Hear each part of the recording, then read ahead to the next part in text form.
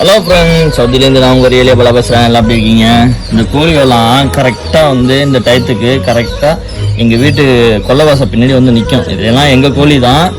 ஆனால் கரெக்டாக மேய்ஞ்சி முடித்தோடனே கரெக்டாக அரிசி கேட்கும். வந்து அந்த சேவல் இருக்குது பாருங்கள், அந்த சேவை வந்து அந்த நிலவாசப்படிக்கிட்ட வந்து நிற்கும். அப்போயே நம்ம தெரிஞ்சுக்கணும் அதுக்கு பசிக்குது, அரிசி போடணுன்ட்டு. இந்த பாருங்கள், அந்த போடுறோம் பாருங்கள், எல்லாம் சாப்பிடுது பாருங்கள் ஒத்துமையாக.